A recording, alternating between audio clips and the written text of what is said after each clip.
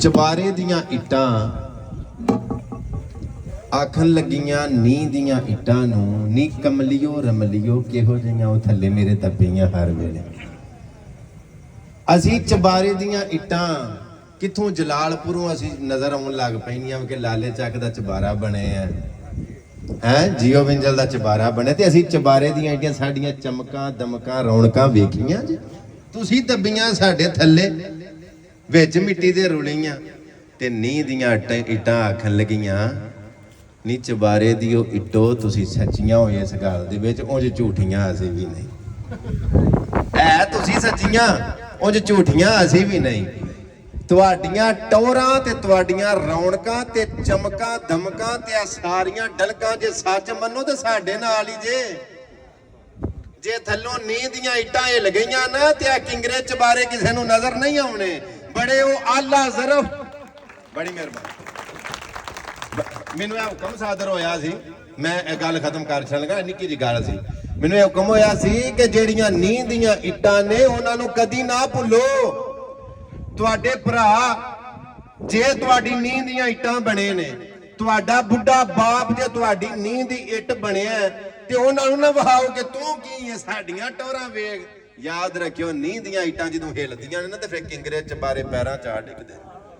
ਆਖਰੀ ਬਾਤ ਇਹ ਗੱਲ ਦਾ 3 ਯਾਰ, ਇੱਕ ਵਕੀਲ, ਇੱਕ ਮਾਸਟਰ ਤੇ ਇੱਕ ਗੱਲਾਂ ਦਾ ਗਾਲੜ, ਮੇਰੇ ਵਾਂਗੂ ਦਾ ਗੱਲਾਂ ਦਾ ਗਾਲੜ ਹੀ ਨਾ ਕੋਈ ਕੰਮ ਦੀ ਗੱਲ।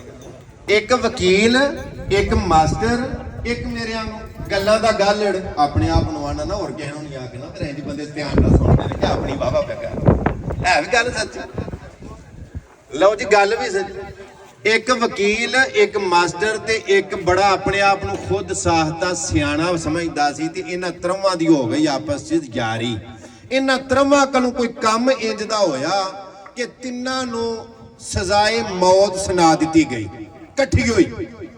ਉਦੋਂ ਜਿਹੜੇ ਵਕਤ ਨੇ ਕਾਜ਼ੀ ਨੇ ਜਿਹੜਾ ਸਜ਼ਾਏ ਮੌਤ ਦਾ ਫੈਸਲਾ ਦਿੱਤਾ ਸੁਣਾਇਆ ਸੀ ਨਾ, ਉਹਨੇ ਇਹ ਫੈਸਲਾ ਕੀਤਾ ਸੀ ਕਿ ਅਸੀਂ ਬਵਾਂ ਦੇ ਤੇ ਸਾਡੇ ਸਾਹਮਣੇ ਇਹਨਾਂ ਨੂੰ ਸਜ਼ਾਏ ਮੌਤ ਦਿੱਤੀ ਜਾਏ। ਉਦੋਂ ਕੀ ਸੀ, ਫਾਂਸੀ ਵਾਲਾ ਸਿਸਟਮ ਕੋਈ ਨਹੀਂ ਸੀ। ਇੱਕ ਵੱਡਾ ਜਿਹਾ ਪੱਥਰ ਇੱਕ ਰੱਸੇ ਨਾਲ ਵੱਜਾ ਹੁੰਦਾ ਸੀ, ਨਕਸ਼ਾ ਤੁਹਾਂ ਸਮਝਣਾ, ਜਿਵੇਂ ਤਰਪਾਈ ਹੁੰਦੀ ਹੈ ਨਾ ਬੋਰ ਕਰਨ ਵਾਲੀ, ਇੰਜ ਦੀ ਬੋਰ ਕਰਨ ਵਾਲੀ ਸਮਝੋ ਤਰਪਾਈ, ਉਹਦੇ ਨਾਲ ਚਰਖੀ ਵੱਜੀ ਏ। ਉਹ ਜਿਹੜਾ ਰੱਸਾ ਜਿਹਦੇ ਨਾਲ ਪੱਥਰ ਵੱਜਿਆ ਹੈ ਨਾ, ਉਹ ਰੱਸਾ ਉਸ ਚਰਖੀ ਦੇ ਵਿੱਚੋਂ ਇੰਜ ਕੱਢਿਆ ਹੁੰਦਾ ਸੀ। ਜਿਹੜੇ ਬੰਦੇ ਨੂੰ ਸਜ਼ਾਏ ਮੌਤ ਦੇਣੀ ਹੁੰਦੀ ਸੀ ਉਹਨੂੰ ਥੱਲੇ ਲੰਮਾ ਪਾਉਂਦੇ ਸਨ, ਤੇ ਉਹ ਰੱਸਾ ਛੱਡਣ ਵਾਲਾ ਰੱਸਾ ਛੱਡਦਾ ਸੀ। ਉਹ ਪੱਥਰ ਏਡਾ ਭਾਰਾ ਸੀ ਕਿ ਉਹਦੇ ਸਿਰ ਤੇ ਵੱਜਦਾ ਸੀ ਤੇ ਬੰਦਾ ਮਰ ਜਾਂਦਾ ਸੀ। ਉਹ ਸਭ ਤੋਂ ਪਹਿਲਾਂ ਵਾਰੀ ਆ ਗਈ ਮਾਸਟਰ ਸਾਹਿਬ ਦੀ। ਉਹਨਾਂ ਰੱਸਾ ਛੱਡਿਆ ਤੇ ਪੱਥਰ ਜਿਹੜਾ ਉਹਦੇ ਸਿਰ ਤੋਂ ਇੰਨਾ ਕੁ ਉੱਤੇ ਆ ਕੇ ਤੇ ਖਲੋ ਗਿਆ। ਉਹਨਾਂ ਆਖਿਆ ਸਾਡੇ ਕੋਲੋਂ ਕੋਈ ਗਲਤੀ ਹੋ ਗਈ ਏ, ਅਸਾਂ ਗਲਤ ਫੈਸਲਾ ਕੀਤਾ, ਵਰਨਾ ਬੜੇ ਬੜੇ ਬੰਦਿਆਂ ਨੂੰ ਸਜ਼ਾਏ ਮੌਤ ਦਿੱਤੀ ਏ, ਜਿਉਂਦਾ ਕੋਨੇ ਗਿਆ, ਇਹ ਬੰਦਾ ਬਚ ਗਿਆ, ਸਾਡੇ ਕੋਲੋਂ ਕੋਈ ਫੈਸਲਾ ਗਲਤ ਹੋਇਆ। ਦੂਜੀ ਉਹਨਾਂ ਕੇ ਬੰਦਾ ਬਾਹਰ ਕੱਢ ਛੱਡੋ। ਦੂਜੀ ਵਾਰੀ ਆ ਗਈ ਵਕੀਲ ਦੀ। ਉਹਨੂੰ ਵੀ ਜਦੋਂ ਥੱਲੇ ਲੰਮਾ ਪਾਇਆ, ਰੱਸਾ ਛੱਡਿਆ, ਉਹਦੇ ਵੀ ਸਿਰ ਤੋਂ ਇੰਨਾ ਕੁ ਉੱਤੇ ਆ ਕੇ ਤੇ ਪੱਥਰ ਖਲੋ ਗਿਆ। ਕਾਜ਼ੀ ਸਾਹਮਣੇ ਬੈਠੇ ਸਨ। ਉਹਨਾਂ ਆਖਿਆ ਵਾਕਈ ਸਾਡੇ ਕੋਲੋਂ ਗਲਤੀ ਹੋਈ ਏ, ਬੰਦੇ ਬੇਗਨਾਹ ਨੇ ਤੇ ਅਸਾਂ ਇਹਨਾਂ ਨੂੰ ਗਲਤ ਫੈਸਲਾ ਦੇ ਕੇ ਤੇ ਸਜ਼ਾਏ ਮੌਤ ਦੇ ਦਿੱਤੀ। ਉਹ ਜਿਹੜਾ ਸਿਆਣਾ ਬਣਿਆ ਸੀ ਨਾ ਮੇਰੇ ਗੱਲਾਂ ਦਾ ਗਾਲੜ, ਉਹ ਆਖਣ ਲੱਗਾ ਇਹ ਨੇਕੋ ਪਾਕ ਰਹਿੰਦੇ ਨਹੀਂ। ਉਹ ਜਿਹੜਾ ਤੁਹਾਡਾ ਰੱਸਾ ਨਾ ਜਿਹਦੇ ਨਾਲ ਪੱਥਰ ਵੱਜਿਆ, ਉਹਨੂੰ ਗੰਢ ਵੱਜੀ ਏ, ਉਹ ਚਰਖੀ ਨਾਲ ਲੜਦੀ ਏ, ਗੰਢ ਖੋਲੋ ਥੱਲੇ ਆ ਕੇ ਮਰਨ। ਉਹ ਗੰਢ ਖੋਲੋ ਮਰਨ ਥੱਲੇ ਆ ਕੇ। ਕਿਸੇ ਵਾਤੇ ਖੂਹ ਕੱਢੀਏ ਤੇ ਖਾਤਾ। ਗੱਲ ਦਾ ਖੁਲਾਸਾ ਮੈਨੂੰ ਕਿਸੇ ਵਜ੍ਹਾ ਤੋਂ ਆਖਿਆ ਗਿਆ ਸੀ, ਦੁਬਾਰਾ ਸੁਣਾਓ। ਮੈਨੂੰ ਕੋਈ ਚਾਹ ਨਹੀਂ ਕਿ ਬੱਦਲ ਚੜਿਆ ਨੇਰ ਤੇ ਮੈਂ ਤੁਹਾਡਾ ਟਾਈਮ ਲਾਇਆ ਕਰ।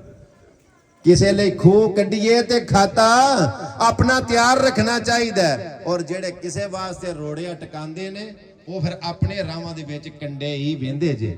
ਗੱਲ ਐਂਡ ਇੱਥੇ ਲੱਗਾ ਕਰਨ। ਜਦੋਂ ਉਹਨੇ ਆਖਿਆ ਨਾ ਉਹ ਗੰਢ ਖੋਲੋ, ਪੱਥਰ ਵੱਜੇ ਨੇ ਤੇ ਮਰਨ ਥੱਲੇ ਆ ਗਏ। ਉਹਨੇ ਆਖਿਆ ਠੀਕ ਹੈ ਜੀ, ਗੰਢ ਵੇਖਿਆ ਬਾਕੀ ਗੰਢ ਵੱਜੀ। ਉਹਨੇ ਆਖਿਆ ਨੂੰ ਲਿਆਓ ਥੱਲੇ।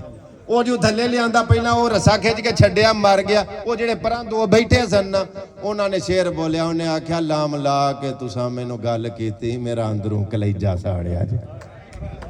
ਕਿਉਂ ਜੀ ਨਾਸਰ ਜਾਨ ਕਿੱਥੇ ਹੋਏ?